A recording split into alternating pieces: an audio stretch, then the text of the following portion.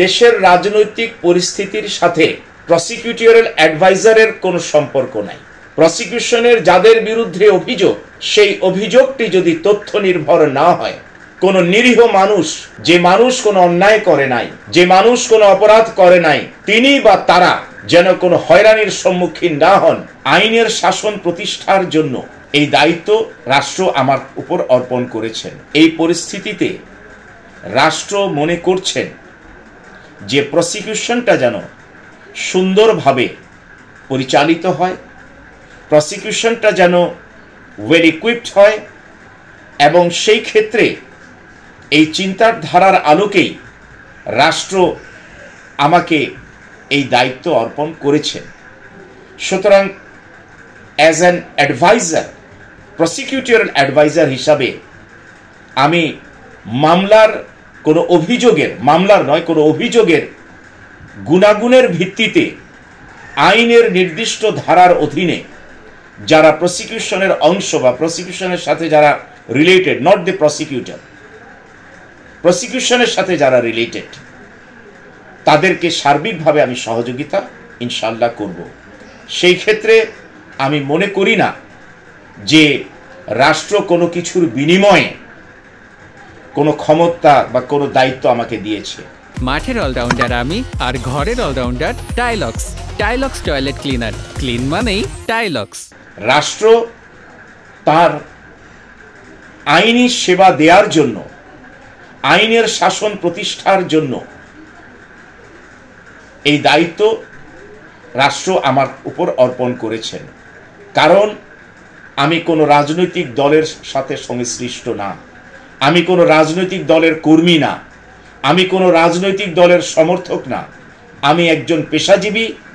আইন পেশার মাধ্যমে ফর দ্য লাস্ট 38 ইয়ার্স আমি আমার এই প্রফেশন ডিগনিটির সাথে, ডিগনিটি মেনটেন করে চলার চেষ্টা করছি।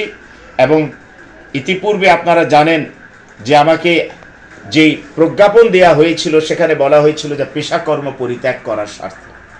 তো আমি যদি কোনো কিছুর বিনিময় হতো, তাহলে তো পেশাকর্ম বাদ দিয়ে আমি সেখানে যেতাম। আমি বলেছি আমি পেশাকর্মকে কোনো অবস্থাতেই বাদ দিতে পারবো না। আমি আমার আইনজীবী বন্ধু যারা রয়েছেন, লার্নেড সিনিয়র্স যারা রয়েছেন, আমার এই আদালত অঙ্গন, এই আদালত পাড়া, আমার বিজ্ঞ আইনজীবী বন্ধুরা, তাদেরকে আমি কখনো ছাড়বো না, তাদেরকে আমি ছাড়তে পারি না। সুতরাং তখন সার্বিক বিষয় বিবেচনা নিয়ে কনফ্লিক্ট অফ ইন্টারেস্ট যাতে না হয়, সেই বিষয়টি মাথা রেখে এই দায়িত্বটা পালন করা। কাজে এখানে আমি অ্যাজ অ্যান অ্যাডভাইজার হিসাবে প্রসিকিউশনকে সহযোগিতা করাই হচ্ছে আমার দায়িত্ব। দেশের রাজনৈতিক পরিস্থিতির সাথে প্রসিকিউটরিয়াল অ্যাডভাইজারের কোনো সম্পর্ক নাই।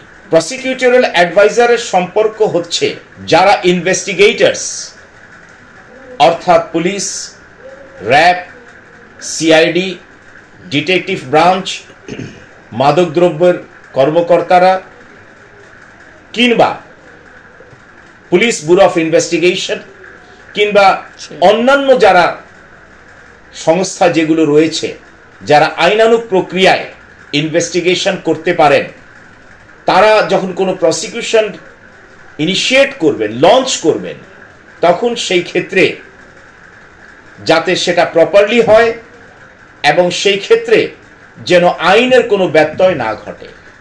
উদাহরণস্বরূপ আপনারা জানেন অনেক মামলা দিনের পর দিন, মাসের পর মাস, বছরের পর বছর, উদাহরণস্বরূপ সাগর রুনি হত্যা মামলা, এরকম অনেক মামলা রয়েছে।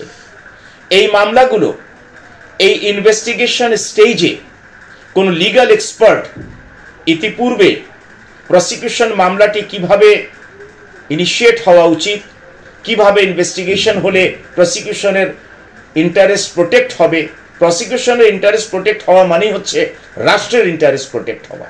প্রসিকিউশনের যাদের বিরুদ্ধে অভিযোগ, সেই অভিযোগটি যদি তথ্য নির্ভর না হয়, সেখানে যদি রিলায়েবল এবং কনভিন্সিং এভিডেন্স না থাকে, সেই ক্ষেত্রে সেই প্রসিকিউশন ফেল করবে।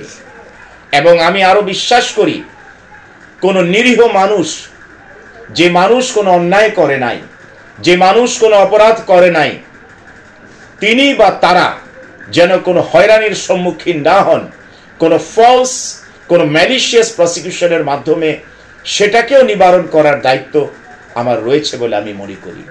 কাজেই যারা প্রকৃত অপরাধী তাদের অপরাধের সমর্থনে কি ধরনের সাক্ষ্য সংগ্রহ করা দরকার, কি ধরনের সাক্ষ্যের মাধ্যমে এভিডেন্স অ্যাক্ট এবং কোড অফ ক্রিমিনাল প্রসিডিউরের যে বিধানগুলো রয়েছে সেই বিধানের আলোকে ট্রায়াল কোর্ট সেটাকে তার বিবেচনায় নেবেন এবং সেই বিবেচনার আলোকে আসামিরকে কনভিক্ট করার ক্ষেত্রে যেই উপাদানগুলো দরকার সেটি সংগ্রহ করার ক্ষেত্রে যখনই যে কোনো ইনভেস্টিগেটর আমার পরামর্শ চাইবেন সেই ক্ষেত্রে আমি তার চাহিত মতে আইনানুগ প্রক্রিয়ায় আইনের যে বিধান রয়েছে সে আলোকে আমি তাকে অ্যাডভাইস করব।